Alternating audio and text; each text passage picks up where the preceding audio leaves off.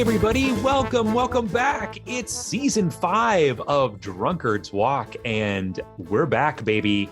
That's right, long awaited. I know you've probably had a tough time holding out, but here we are, back again with a brand new season for you. And when I say we, I mean myself. I'm Matt Hartman, and I, of course, also mean my co-host, the inimitable Jethro Nolan. I appreciate you correctly identifying that I am inimitable. In fact, just try to imit me, and you will find that it cannot be done.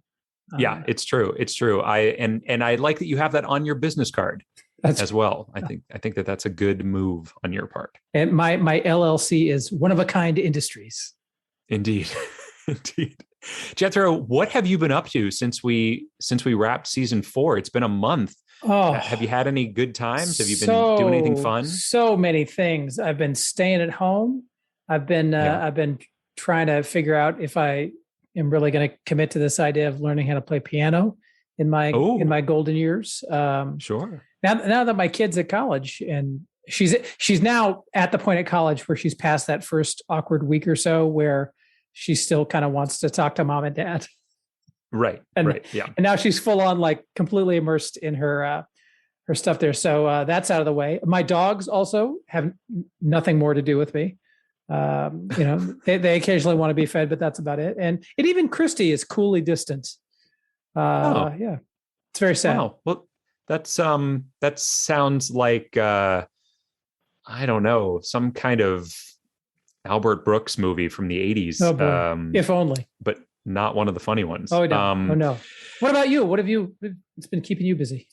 Oh gosh. Let's see. So the month of September was a crazy one. I mean, the ups and the downs and the lefts and the rights, and gosh, the news, boy, oh boy. I mean, I could hardly keep up with it. And the sports, the scores were so high sometimes, and other times almost no scoring.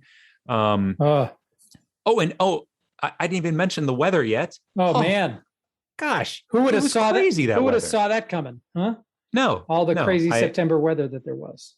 I didn't anticipate that. I mean, I knew fall, was on its way, but gosh, not fall. There you go.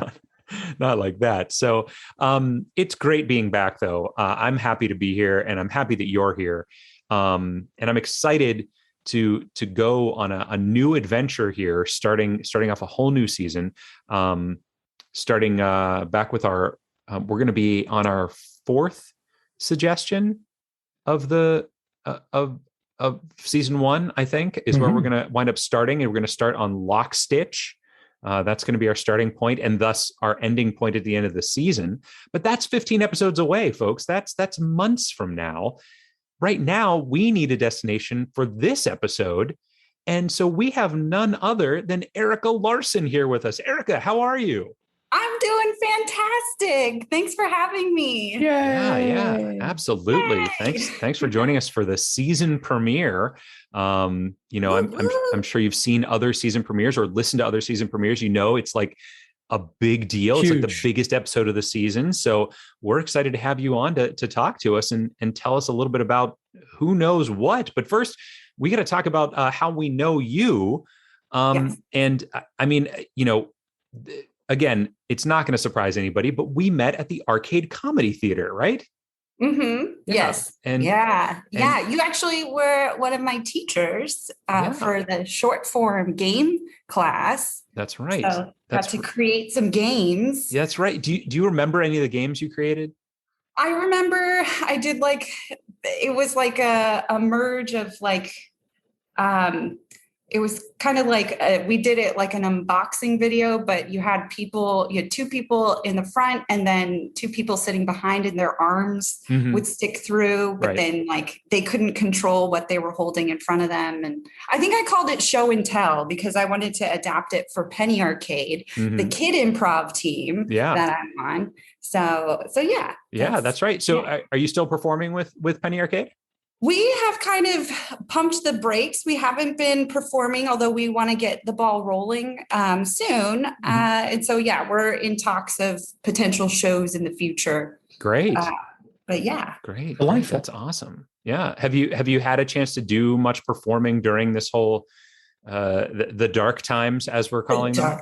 The dark ages. Yeah. So I also I'm on a short form team, Select Start. Boom, I forget the call for it. Anyways, the sound effect.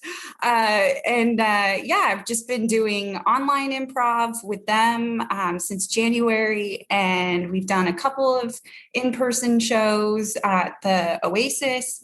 So I've been trying to keep that part of my brain going, despite the circumstances. But yeah, there are a lot of circumstances. There are so many circumstances. A whole lot. Jethro, how do you keep your brain going during these circumstances? For me, it's a combination of a couple things. Number one is video games of various forms, and number two is I read and watch videos on a wide variety of nonfiction topics. Oh, that keep me learning about the world that exists and cool stuff inside of it. Wow. Nice. That's something else. I started watching the documentary about QAnon. Oh, that's some crazy stuff going on over there, man. So I don't know if I necessarily recommend it, although it's well done. It is well done. It is informative, but I don't know that I'll make it all the way through, to be honest. It's got a satisfying conclusion where they unambiguously label who the person is, and everybody accepts it and stops believing in it. Oh, great. Yeah, oh, that's perfect. It's really good. That sounds amazing. So Erica, when you are not performing, what is it that you do? How do you spend your days? So I am a postdoctoral associate at the University of Pittsburgh in the Department of Microbiology and Molecular Genetics. Whoa. And so I am in Dr. Chuck Skanga's lab. And what we do is we research HIV-TB co-infection. Whoa. Wow. Okay. What? Yeah. So there's a big group at Pittsburgh that studies tuberculosis. And then there are a couple of groups within that group that study how HIV, leads to increased susceptibility or worsened TB disease. Mm-hmm. Wow. That sounds fascinating. I mean, is it as fascinating as it sounds? It is. And I don't know if we could keep talking about it because it's also a segue to the topic, but we'll keep talking about, so it's really, tuberculosis. I mean, it plagues a lot of the world, as much as we like to think that it isn't. It's funny to talk about TB in the United States because a lot of people are like, "Oh, isn't that cured already?" Right. But for a lot of the world, they still suffer from it, and little statistics. It's estimated around 1 in every 4 people are infected with Mycobacterium tuberculosis. Yeah, so I mean, not everybody thinks of TB as like consumption or like coughing up blood, but for 90% of these people who are infected, they have latent TB. So their immune system, which is what I study the immune system. Their immune system can wall it off to where, they don't have dissemination or severe disease. But there are those 10% of those cases that are that active TB that we typically think of for TB. Jeez. Well, that's, I just recently had a conversation about TB because as a teacher, I was a teacher for a long time, and you had to get a TB test, in order to teach. And my wife, who is from the UK, worked in early childhood ed. She had to get a TB test every time, but she had the TB vaccine because she's from the UK. Yes. And so when she would have the test, she would react. And they would be like, "Oh God!" And she was like, "No, I have I had the vaccine, and here's my scar from it because it like leaves a scar apparently." Yeah. So a lot of countries, or basically everywhere else but the U.S., they vaccinate children or babies with Bacillus which is a live attenuated strain of Mycobacterium bovis. So it's not Mycobacterium tuberculosis. It's the bovine strain of it. Yes. It's given intradermally. And it's supposed to reduce the risk of severe forms. So with childhood TB, kids can get really sick and they get disseminated TB. So so when somebody has TB and they cough and somebody else breathes that in, the primary site of infection are typically the lungs. And then when I say disseminated TB, that means that the infection wasn't controlled in the lungs and goes elsewhere. So the vaccine helps reduce the risk of it going elsewhere. But it still is, it's not completely protective, which is like actually kind of what we're doing, not kind of, that's what we're doing in this TB research group is we are working on vaccines against TB. And actually, shameless plug for Joanne Flynn's group and their collaborators at the Vaccine Research Center at the NIH. A couple of years ago, they did a study and showed sterilizing immunity with their vaccine, which is something that we haven't seen in the TB vaccine world before. So we're really excited about that. Wow. Awesome. So, yeah. So, okay. So you're talking a lot about vaccines and diseases. And so I gotta bring up, like, we're in the middle of a pandemic here. Yes. And I know nobody wants to talk about the pandemic and we want to ignore it. And Matt, just a little bit of an escape. Matt, to be fair, by the time this episode airs, the pandemic could be completely over. So sure. We should probably celebrate that fact. Right. Yeah, we are recording it a good 3 weeks before it goes before it's published. So yeah, it's I'm sure it'll be over. Right, because that's how respiratory viruses work. Right, it seems to be the case. But so it's very one of the things that's frustrating to me, and it's got to be frustrating to you, is the amount of misinformation that gets out there, the people not trusting science and all sorts of things like that, because they think that if science, quote unquote, as if there's one giant science world out there, comes out and says something and then changes it at any point, that they must have been lying. But that's not really how science works, right? Yeah. I mean, science, we're constantly testing hypotheses. And so we may go in with one idea or one hypothesis and test it, and it might be proven right or it might be proven wrong. And then you kind of move forward with that knowledge base. And I think you can only make recommendations based on the best information that you have. And so if that information does change, like I know that a lot of people with the wearing masks, they kind of, first it was like, back in, what was that, May, for vaccinated people, when Alpha was a big thing, or right. Alpha was kind of the predominant variant. It was like, for vaccinated people, it's okay to go maskless. And then when Delta came around, it was kind of like, put the masks back on, because the viral titer in the nasal cavity is a lot higher. So there's like a higher risk for transmission. So yeah, and people get frustrated with that, but it's like, we're making those calls with the best information that we have. And it's the other thing that also is frustrating, seeing this misinformation, is that a lot of people, it's anecdotal evidence, as opposed to these like large clinical trials that are rigorous. And I mean, that's another, so when we write proposals and articles, one thing that a standard that we are held to is this scientific rigor. So have we looked through the past research and really, in the questions that we're asking, have we really combed through the literature and seen, like, compiled that literature to make a good hypothesis? And so I think for a lot of things that I'm seeing on like TikTok and YouTube, I'm not seeing a lot of that. Wait a minute. TikTok is not a reliable source for double-blind, peer-reviewed scientific information.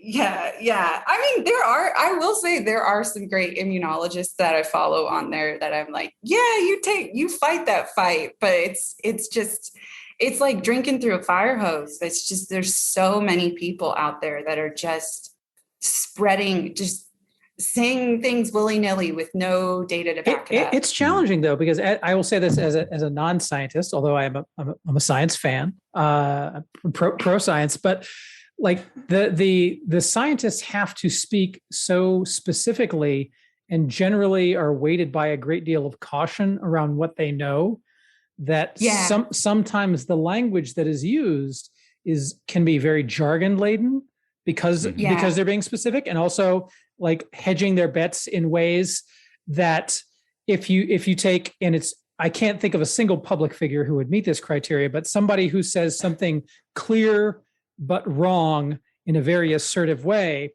that kind of message is more appealing to people, regardless of whether or not it's right, just because they understand it. Or you get the other problem where they hear anything that's laden with sciencey jargon and they assume that it's true because it's got sciencey jargon associated with it, and they don't have the wherewithal to sort of weigh two different opinions and or two different perspectives to determine which is the better rooted in science.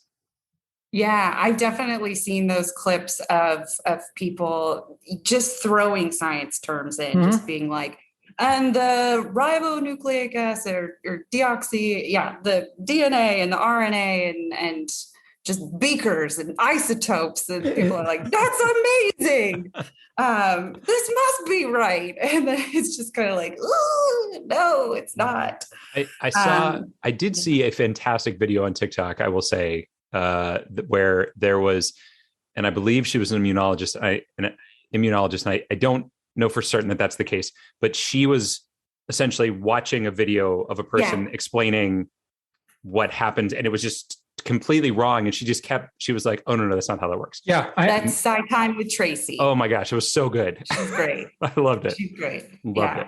So tell me this, and I don't want to get too much more into this. I mean, we could talk about this for the entire hour here.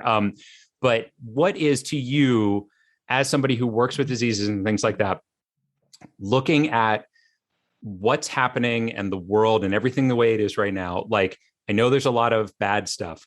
What is the most promising thing that you've heard recently or that you've seen that makes you think like, oh, there's like definite hope here. I can see some light somewhere, somehow? Vaccines work. That's it. It's like the vaccines work, and they have pretty good efficacy against all of these variants. And so I just think, the more people we get vaccinated, the better, the less pressure we put on the hospital systems. And so we'll be able to get things under control with that. Amen. But there you go. Yep. There you go, folks. Yep. Straight from science. Can I also say one of my favorite quotes right now? Yeah. So it is, an ounce of prevention is worth a pound of cure. Yeah. That's kind of what I live by. There you go. That's a good one. I love it. Well, you mentioned that what we were touched on earlier segues a little bit into your topic tonight. I don't know if this still segues into your topic, but why don't you tell us what your topic is for us to walk to? My topic is Mycobacterium tuberculosis. Oh, okay. It's so obvious. Okay, so you're gonna have to spell that. Yeah. Mycobacterium.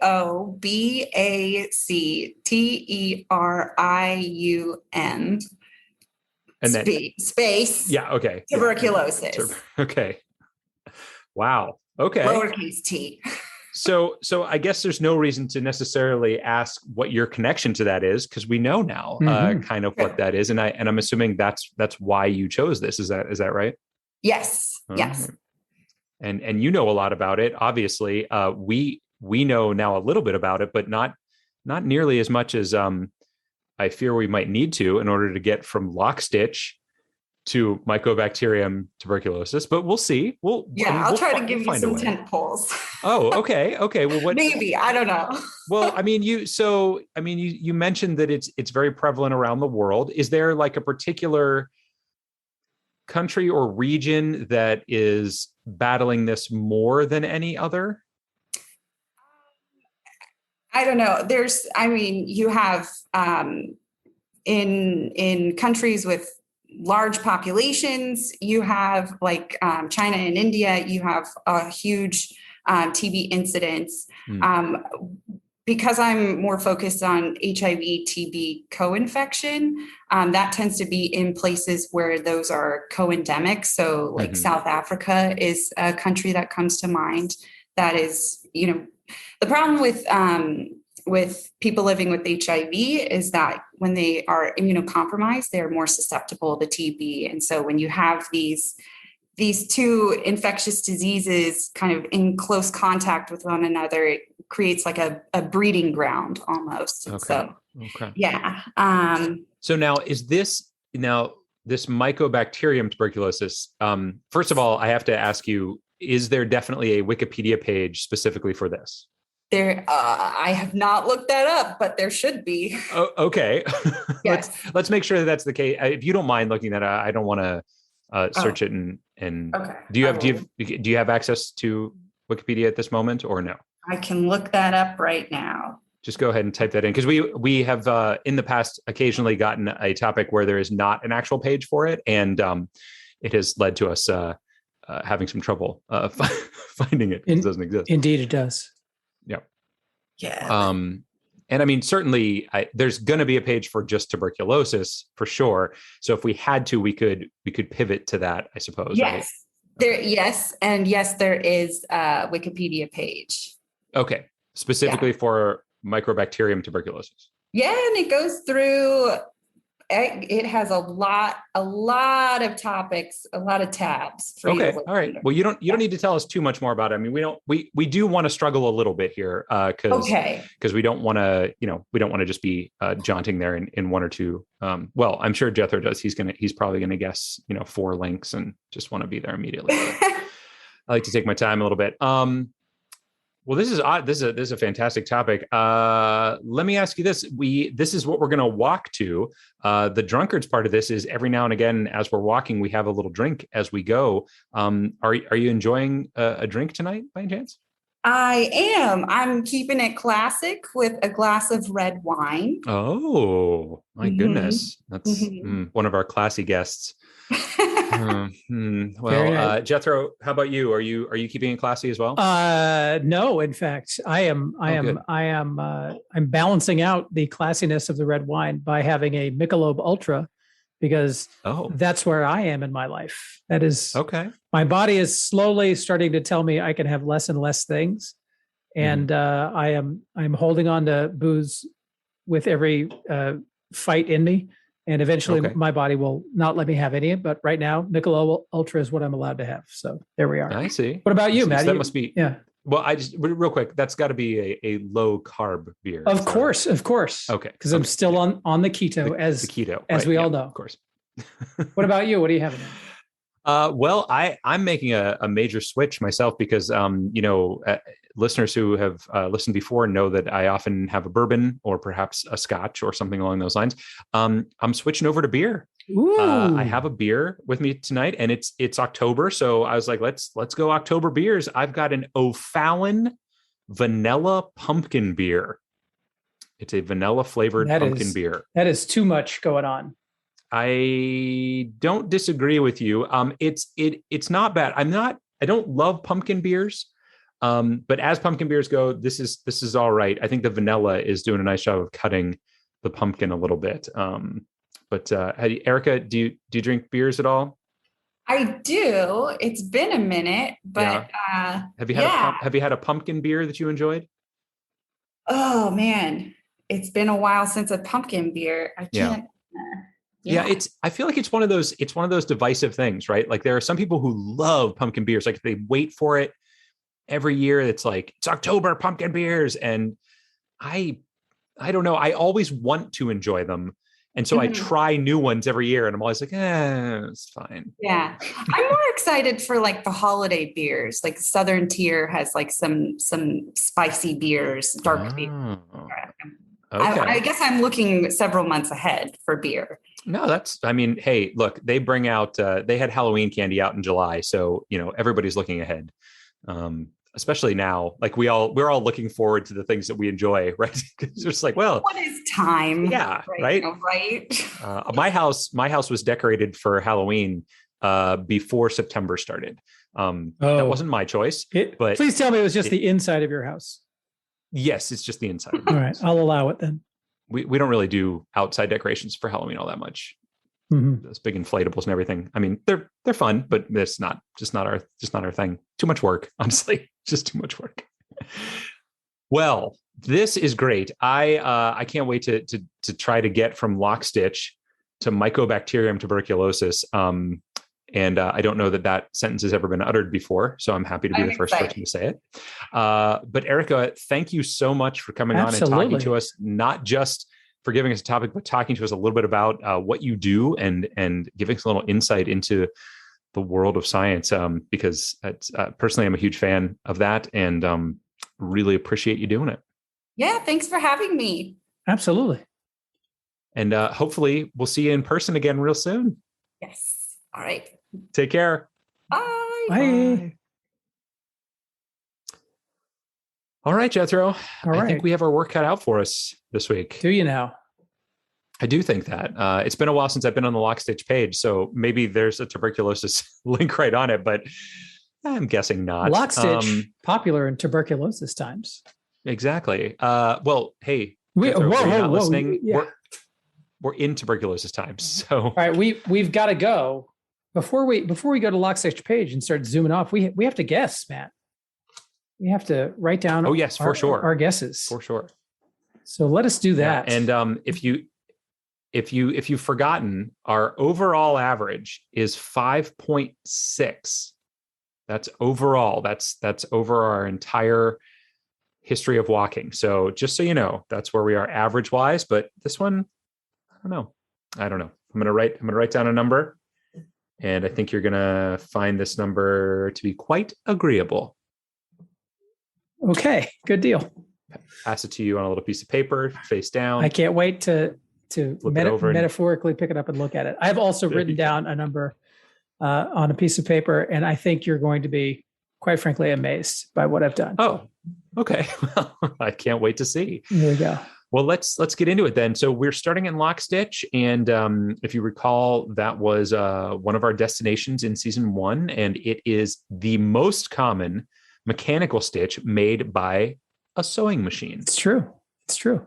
You know what I like here, that we've got sewing machines. So we're already into the industrial era. Uh-huh. And I don't know if you know this about the move of humans from the agricultural world to the industrial world, but it created a great environment for diseases to thrive. True. And especially, and I really regret not asking Erica while she was on about the transmission of tuberculosis and the primary vectors for that. But I expect that. Well, she said generally it was one person coughs and another person inhales it into their lungs. Okay, right? Good deal. I was barely listening. Okay. So that is something that I think could likely have caused a huge spike in tuberculosis cases as people move from farms to factories. So what is your thought here then, that we would go through sewing machine? Sewing machine is a possibility. I have to take a look at what else is available here. I have to say a lot of it seems to be sewing terms. I kind of want to go through feed dogs. Feed dogs. Yeah. But I did see that, but when you hover over it. Yeah, it's just a thing that feeds the fabric through the sewing machine. I will point out that needle is linked on here. Now, granted, it's two different types of needles when you mouse over. One of them is the sewing needle and the other one is the sewing machine needle. But needle could potentially get us, maybe through a disambiguation of some type, I don't know, into like a syringe, which gets us into medicine. And let's face it, tuberculosis is one of those diseases. It's been around for a long time. It's one of the rock stars of the disease world. It really is. So when you get into medicine, you're going to be getting into, like, if you got to lungs, you got tuberculosis, my friend. It's true. So I just wonder if perhaps that might be a way to go. Mm-hmm. It's certainly a way to go. I don't hate it. Ooh, or even stitch. What? Because, well, stitches. You get stitches when you get a very, bad cut or laceration, as they call it. So what if we went through stitch into stitches like medical stitches? Matt, I don't want to bring up our traumatic incidents from the past, but if you recall, in our last season, you insisted on going to Crown, thinking that the page for dental crown would have a disambiguation page for the royal crown, which would get us to St. Pancras Station more quickly. And I think you are a bit blinded by your love of the disambiguation page. So I would like to pour some cold water over you for that reason. Well, I would rather you pour some sugar on me. And secondly, I feel like you were totally along for the ride when I suggested that. Now, yes, it didn't turn out the way we'd hoped, but you thought it was a good idea too. Mm-hmm. So don't start throwing lampshades, as it were. Is that even a term? I'm pretty sure that's what they talk. They say don't throwing shades. Throwing shades. Oh, sunglasses. It's probably sunglasses. Never mind. Don't throw shade, I think is the term. Right, like sunglasses. So what do you think then? So what do you like? Because there are not many links on this page. I mean, we don't have a lot of choices. So if you don't like Stitch for stitches, which that's kind of my favorite now, and you don't seem to like Needle because you don't think we're going to disambiguate. I like Needle more than I like Stitch. Really? I really do. Because I think you're wrong on that, because a stitch is something that actually happens in medicine. There are actually stitches that are given versus these needles are different types of needles. They're sewing needles. And you are right. There may not be a disambiguation. So we wind up lost in adrift once again. So if you were to hover over the link for Stitch, the picture the text that is in the preview bubble is in the textile arts. A stitch is a single turn or loop of thread or yarn. So it's very textile focused. It is not medicinal in any way, shape, or form. But I do think that there's a chance that because the stitching, when you get stitches, is the same type of thing. I mean, you're doing the same type of action. You're just using skin and you're using whatever the medical thread is. It's much more similar than the needle, which is a totally different thing. Like a sewing needle doesn't work the same way as a syringe needle works. Mm-hmm. It doesn't serve the same purpose in any way. So that's my argument on that. But look, if you feel strongly that that there's a better way to go, you just convince me, and I'm happy to be convinced. I'm not going to fall for your trap. What? What trap? I'm not. Look, you want to go through bobbin? Fine, let's go through. You want to go through spool? Let's spool it up, my friend. I didn't suggest either of those. Stop putting words in my mouth. Why don't we go through shuttle? How about that? Let's go through shuttle. What do you think about that? Space explain. Shuttle. Explain yourself. Shuttle gets us to space shuttle, which gets us to moon viruses, which gets us to tuberculosis. Moon viruses. Sorry, moon viruses. I don't know. It's just as plausible as any of yours. I mean, we got to do. We got to do with something. I think mine makes it. Thread is on here. We go through thread. That's going to be more general. So perhaps they're more outs. I definitely like thread more than I like either needle or stitch. Oh, you're out of your mind. Stitch is definitely the way to go. But if you would like to go through thread, I can be convinced. So thread and sewing machine are the two that feel like they're the widest possible net, and I like the most for that reason. Mm-hmm. I probably am a bit more inclined to sewing machine. Sewing machine rather than thread, because I don't see it. You don't see sewing machine? No, I see the link. I just don't see it working out for us. So a sewing machine was one of the key inventions that led to the industrialization of the workforce. And I feel like Agreed. like industrialization is what made human environments more friendly to diseases. So you think going through sewing machine, we can get to like industrial revolution, and that will get us into disease, and tuberculosis will be one of those. Something along those lines. I mean, think about the early factories. I mean, do I need to read a Charles Dickens novel to you right now so you understand the horror that the early industrial workers faced? Yeah. Okay, hold on a second. I'm going to go. Okay. I'm going to go grab my copy of Oliver Twist, and then I'm happy to wait. Not Oliver Twist. No, not Oliver Twist. Sorry, I haven't read enough Dickens to be able to throw the right reference in there. So, all right. I'm convinced that sewing machine may be a possible way to go. I will go with it, but don't think I'm not coming back here to see if Stitch would have gotten me to stitch it. I want you to. And I'm going to come back and see if something else would have, because I can be just as petty as you. Good. I'm glad that you can. Good deal. All right. Well, here we are. A sewing machine, a machine used to sew fabric and materials together with thread. Yeah, there you go. Invented during the first Industrial Revolution, not linked. Not linked. That's ridiculous. I'm just telling you, Industrial Revolution is not linked. Clothing industry is linked. Okay. So is Charles Frederick Wiesenthal. There you go. So I'm guessing he's the one that German-born engineer working in England. He was awarded the first patent for a mechanical device to aid in the art of sewing in 1755. Wowzers. Holy cow. That's back in the day, man. Mm-hmm. There are a lot of links on here, I will say, to things like Science Museum in London and saddles and bridles. Mm-hmm. Ooh, hey, that could get us into the Old West. And there was a lot of TB in the Old West. They used to send people out west. I saw that movie Tombstone. And that's what was happening to what's his name? Doc Holliday? Not Wyatt Earp. Yes, Val Kilmer's Doc Holliday. I'm your Huckleberry. He was in fact your Huckleberry. Yeah. There is a section for social impact, which looks interesting. I'm looking at now. Okay. The First World War is linked on here. Is it?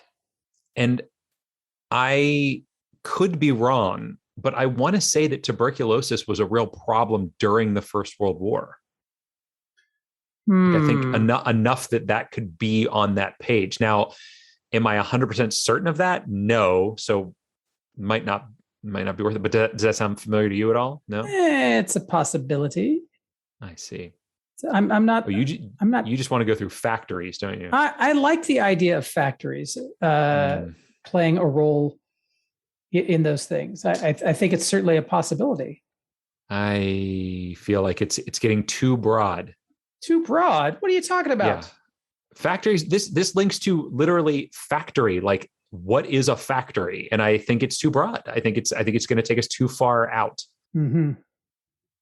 Specificity is the soul of wit. You are badly bungling two separate phrases. No, that is absolutely the quote. Specificity is the soul of narrative, whereas brevity is the soul of wit. Specificity is the soul of wit. It was Mark Twain said that in his famous novel, A Tale of Two Cities. Mm-hmm. All right. So there you go. No. Tell me I don't know what I'm talking about. There's so many things wrong with that sentence. I don't even have time to correct it. I'm arguing First World War. That's either that or Women's Magazine. Women's Magazine. Walk me through your thought process there. No, I don't really want to go there, but I like that it exists as a link. You know? That's my feeling, sir. First World War.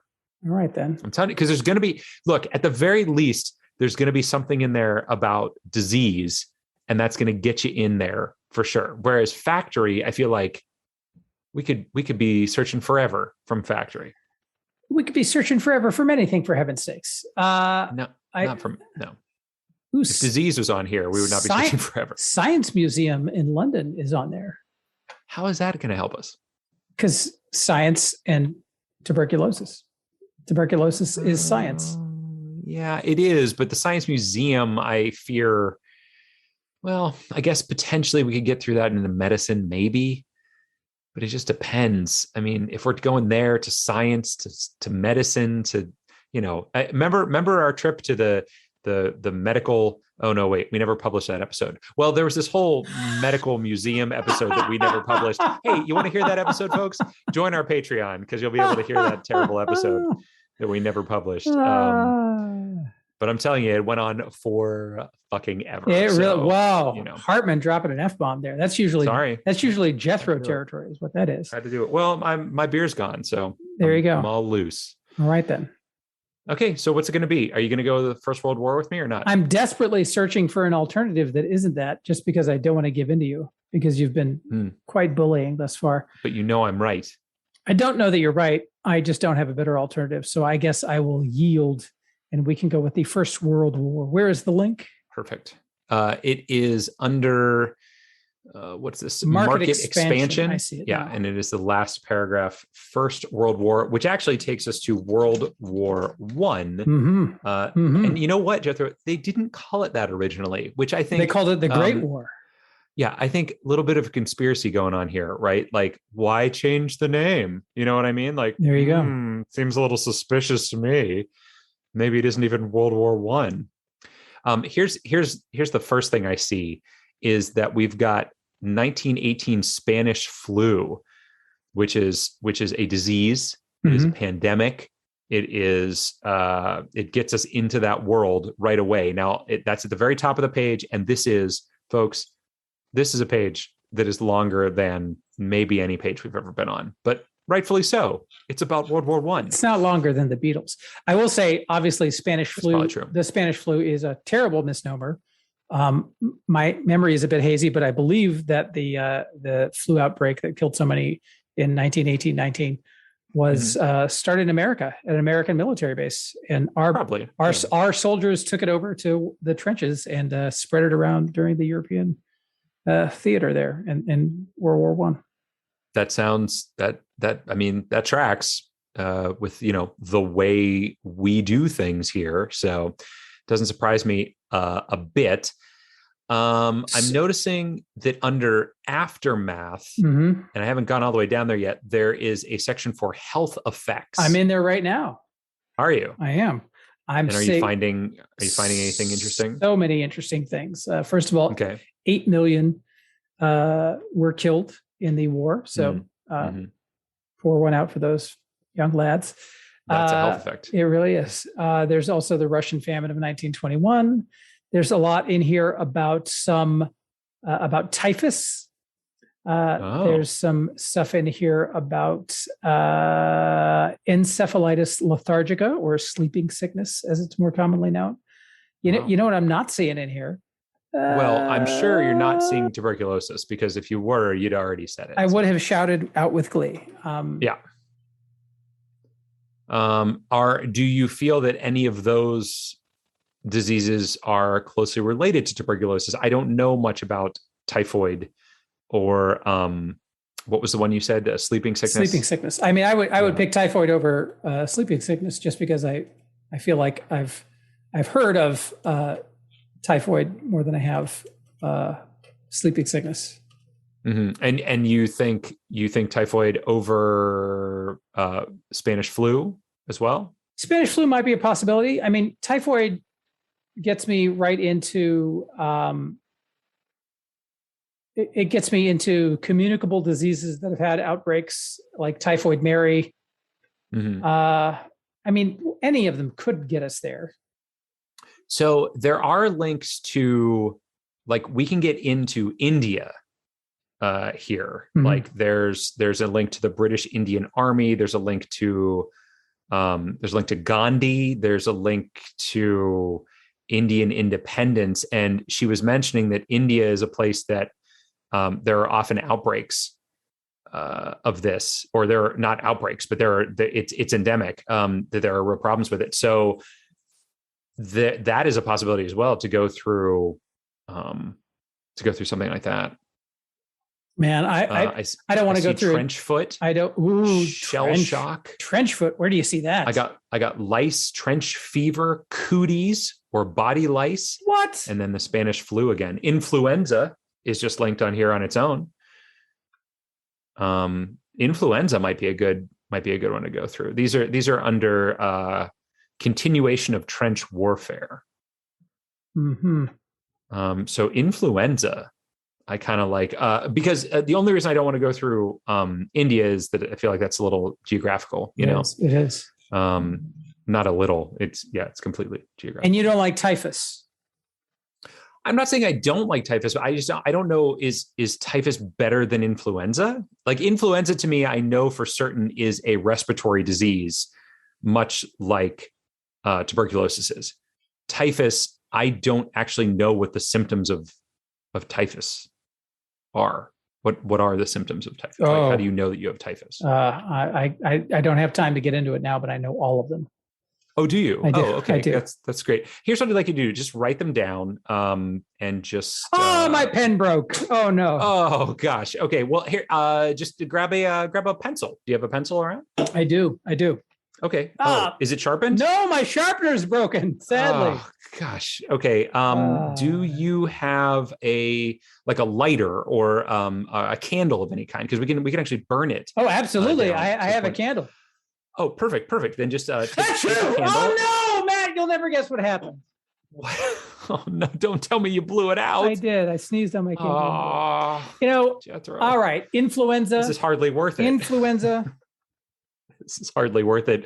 It should be the subtitle for our podcast. Yeah, influenza may be the way to go. I'm still like kind of looking through here. Rasputin is on here. Ooh. I don't think it's going to help us out, but I'm expecting to see Pliny the Elder in any second now. Here in World War I, I'm sure there's got to be a reference to him, right? Mm-hmm. Pope Benedict is on here. Did he ever have tuberculosis? Almost certainly. I'm going to say that influenza is probably our best bet. You think influenza is the way to go? Yeah. You don't want to give me time to continue looking through this page. I mean, we certainly can, but you've already... I've got Woodrow Wilson. I've got Teddy Roosevelt. One of the Roosevelts was pretty sick with, Teddy. Probably not polio, but they said it would be polio. Oh, that was FDR. Teddy was sick as a young boy, and they... with what? Tuberculosis? I don't know. Oh, but it could be, is what you're saying. So maybe that's the way to go.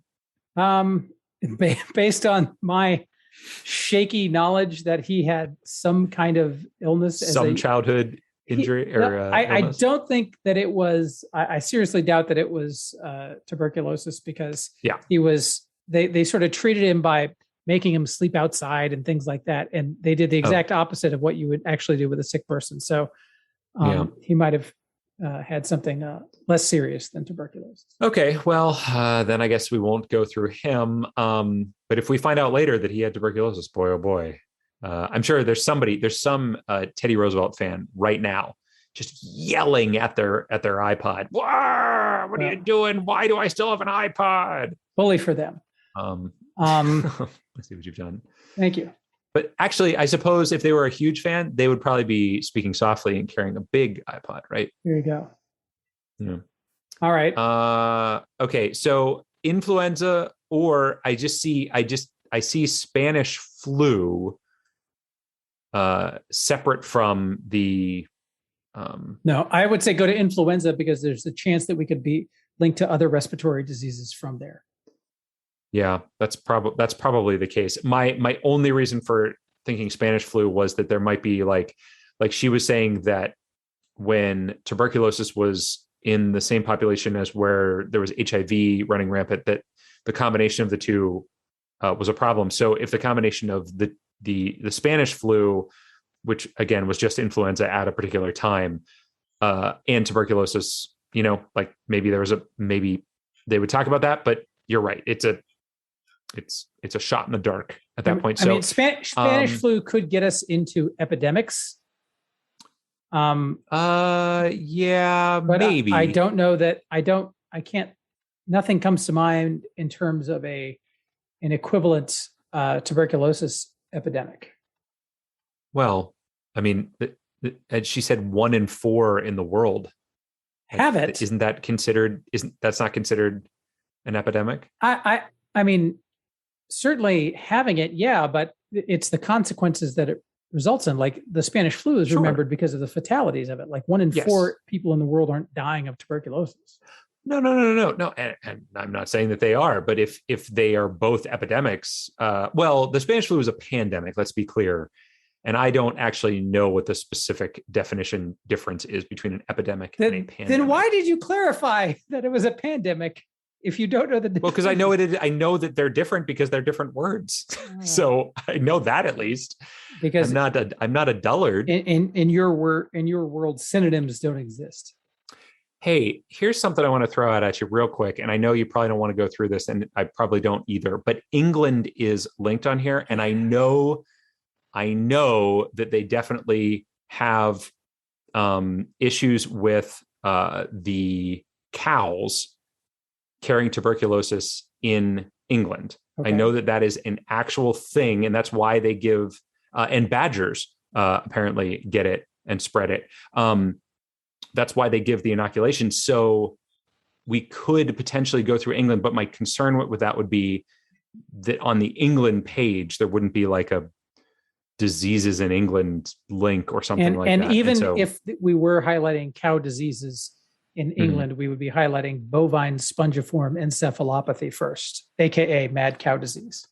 Absolutely. I just think that probably we would be able to get to both, is all I'm saying. Matt, but we have fooled around long enough. Let us go to influenza, a airborne communicable disease that you suggested I should remind you. I did bring it up for sure. I have to now find it again because I got all the way through. Oh, there it is. I found it. So let us go. Oh wait, no, I didn't. Influence. So it's under on the Western Front. Oh, there it is. I got it. The continuation of trench warfare. The third or fourth paragraph down. Wartime censors minimized early reports of widespread influenza. All right, I got it. Influenza. Here we go. Influenza. All right. So I see acute respiratory distress syndrome, or ARDS. Boy, you'd think that would be part of it. There you go. H1N1, H3N2. Infectious disease is on here. I mean, that could just, we could take that right now. Indeed. Be on our way. We certainly could. Spanish flu is on here, swine flu, Asian flu, Hong Kong flu, Russian flu. Gosh, why do we have to name these after places all the time? So many exciting things. So the question is tuberculosis itself already on this page somewhere? It's certainly possible. There is, I will point out, because the way that you love disambiguation, I love categories. I know you do. At the bottom, there is a link for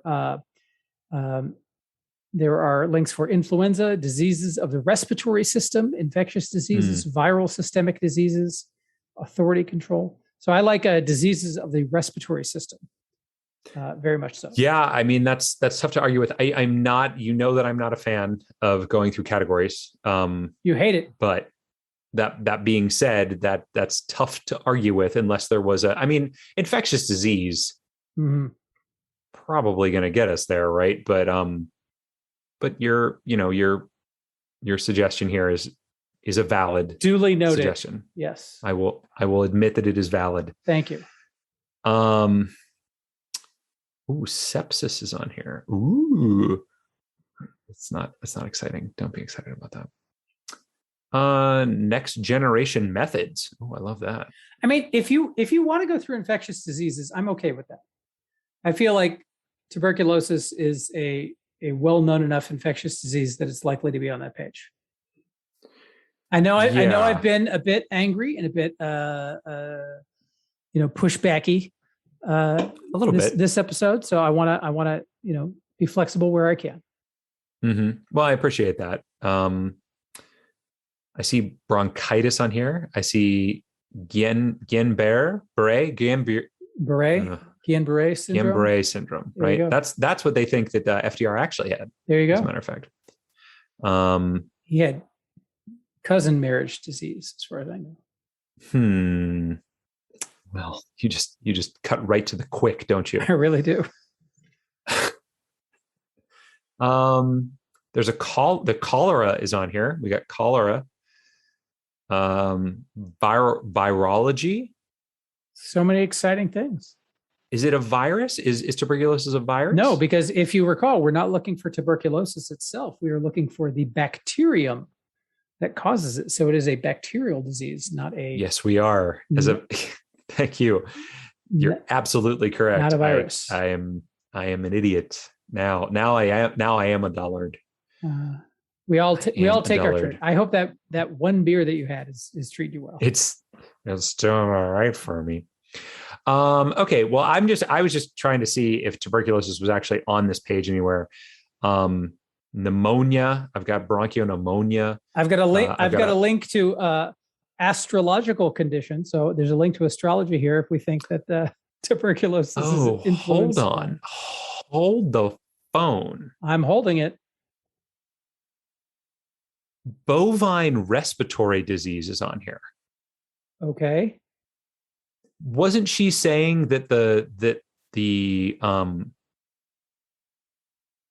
inoculation that's given in other countries is it's somehow it's not it's not live tuberculosis, it's live the cow version, isn't it?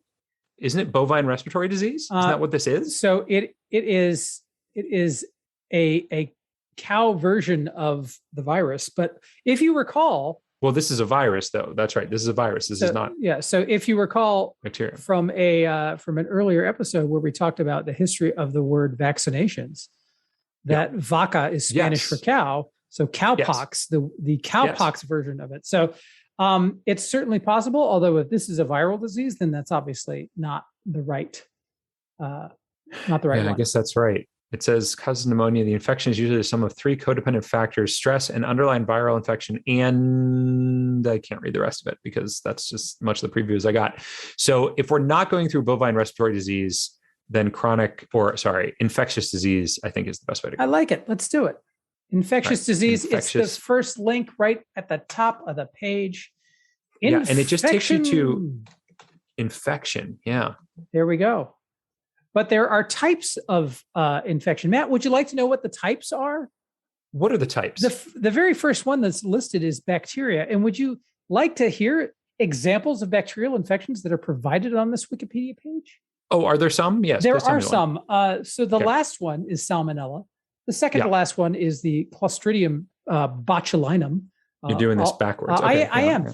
Then we have E. coli for you Chipotle fans out there. We have the Staphylococcus aureus. And then the very first one, and this might tip my hat as to why I decided to read these example bacteria in reverse order in which they are presented, is Mycobacterium tuberculosis. Yes, it is. I see it. It's right there. Oh my God. We didn't even have to go through the disease to get to the bacteria. We did not. We just needed to get to this bacteria page. There we go. Or not even this infection page. Look at that. There it is. What a beauty. Oh, and there's so much to read here and some gorgeous pictures that you really just beautiful pictures. You really want to get into. But sadly, those are going to have to wait for next week. Matt, we did it. We finally arrived. We did. And I'll say wow, I didn't, it seemed like we were going in the right direction, but then I always think we're going in the right direction. Then suddenly, a wrench is thrown, but no, not this time. This time it worked just the way it was supposed to. And I like that. I'm a big fan of that. I'm so happy for you. So now it's the time of the cast where we reveal ourselves. You can reveal yourself all you want, sir, but I will show you keep mine. Your camera off. I will show you mine if you show me yours. And all right, that seems fair. That seems like a fair deal. So, would you want to know? Well, let's talk numbers we had, and then I'll tell you the number that it was. So I think you revealed it first last time. I'll reveal it first this time. I did 7. You did 7. Okay. So because I have had a historic lack of confidence in our ability to get to places, and also because you had glibly and dismissively said that Jethro is going to guess 4, that I actually guessed 4. You did? I guess 4, because I was so sure that wouldn't it be fun if I proved you wrong, and I took the suggestion from your own mouth. I'm pretty sure I'm wrong, and I'm pretty sure you win. But well, let's take a look. Let's just examine the possibility of how fun it would have been had I been right. Yes. Well, let's count them up and see how you did there, Chief. We went from Lockstitch to sewing machine for 1, sewing machine to World War II for 2, or World War I to 2, World War I to influenza for 3, influenza to infection for 4, and infection to Mycobacterium tuberculosis for 5 links. Hot doggies. I was for sure that I lost. No, you did it, my friend. If I had just guessed 6, I'd have been okay if I'd have gone closer to our average. But I said, no, I think this one's going to be a little longer. And I was totally wrong. It was a little shorter. And you did it, my friend. You won Woo-hoo! The first one of the season. Congratulations. Thank you, sir. Thank you. Yeah, I think you did yourself proud. You did us all proud. I'm happy about it. I thought this was a lot of fun, learning way more, I feel like, than we normally do. I feel like we don't normally get to learn as much as we did tonight. I loved it. My brain is full. My brain is full. Yeah, and sadly, the Michelob Ultra will ensure that I remember none of it tomorrow. Mm-hmm. But there we go. Right. Well, fortunately, it's all recorded, Jethro. So you can go back and listen to it again and again, Woo-hoo! Just like all of our fans. All right. Awesome. Bye. Another thing after the awkward pause.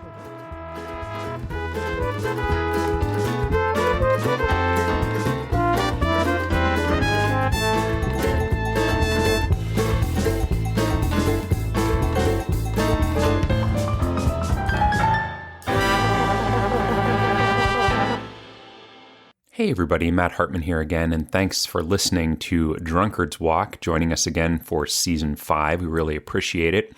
A big shout out to Katie T, our first patron on Patreon. If you're interested in supporting us, you can go ahead over to patreon.com/drunkardswalkpodcast, and you can sign up for any of our levels on there. Go ahead and check those out. We've got them ranging all the way from $3 a month up to, I think, maybe $50 a month, something along those lines. So think about what you'd be interested in giving to us to support the podcast. We really hope that you'll take a moment to at least think about that. If you're not interested in donating some money to us, you can instead just give us a rating or review on iTunes. You can also do that on Google. You can do it on Stitcher. You can do it wherever you listen to your podcasts and they accept reviews and ratings. We would really love that. That's how we get our information out. We're excited to be doing a 5th season for you here and can't wait to provide more and more for you. If you're interested in giving us a topic suggestion or being on the show, go ahead and reach out to us at drunkardswalkpodcast@gmail.com, or you can go to the link that's in our show description to fill out the form to give us a topic suggestion. You can do that. And there's also links to all sorts of things in our show description, our merch on TeePublic, as well as the Patreon link is on there too. So we hope to interact more with you and hear more from you. We hope you're enjoying hearing from us, and you'll hear from us again next week. Take care. Hi there, everybody. This is Overtime. So from time to time, I'm going to be giving you a little extra knowledge about something that happened in the past during the week of our release. So this week, we're looking at the week of October 5th, and today I'm going to tell you about the most lopsided football game in the history of American football. It took place on October 7th, 1916, between the Cumberland College Bulldogs and the Georgia Tech Engineers, and the final score was 222-0. Yep, that's right, 222-0. Now, according to Wikipedia, the game started off and ended disastrously for Cumberland. They received the opening kickoff and failed to make a first down. Georgia Tech scored on their first play after the punt. Cumberland then fumbled on their next play from scrimmage, and Georgia Tech returned it for a touchdown. Cumberland fumbled again, and Georgia Tech took 2 rushing plays to score. And at the end of the first quarter, Georgia Tech led 63-0. At halftime, it was 126-0. Now, that isn't to say that Cumberland didn't do anything right. In fact, they blocked an extra point attempt using a kind of human pyramid at one point. The player on top was named Vicky Woods, and he sustained a rather terrible facial injury during the play. But he wasn't the only player from Cumberland to be injured. No, their QB was carried from the field 3 times with concussions. So, what led to this lopsided game? Well, the previous year, Cumberland had beaten Georgia Tech in baseball by a score of 22-0. The coach of the baseball team at the time was John Heisman. Yes, that John Heisman, the one that the Heisman Trophy is named after. And as you can guess, he was also the football coach. So when Cumberland College canceled its football program over the offseason, Heisman held them to the scheduled game against Georgia Tech. He said that if they came to play, he'd pay them $500, which is equivalent to about $12,000 in 2020 dollars. But if they didn't come, that they would need to pay Georgia Tech $3,000, which is about $71,000 in 2020 dollars. So this would be to cover the gate losses and so on and so forth. So George E. Allen, who had been the baseball student manager, was elected as the football student manager. He gathered up 12 to 16 students, mostly his frat brothers and some law students, and they traveled off to Atlanta to play the game. It is said that John Heisman may have actually tried to score exactly 222 points to have some sort of significance there to the 22-0 loss in baseball, but I don't know. Since Cumberland blocked that extra point, it's tough to say. Anyway, the rest is history. The game ended with Georgia Tech having 922 yards rushing on 26 attempts, and they scored 32 touchdowns. They only threw for 14 yards, completing 2 out of 18 attempts. Cumberland ran for negative 42 yards and had no attempted passing plays. They did, however, have 15 turnovers, 9 being fumbles and 6 being interceptions. I don't know how they had interceptions if there were no passing attempts, but that's what Wikipedia says. And kids, that's why you shouldn't always trust Wikipedia. Well, anyway, that's overtime for the week of October 5th. We'll see you next time.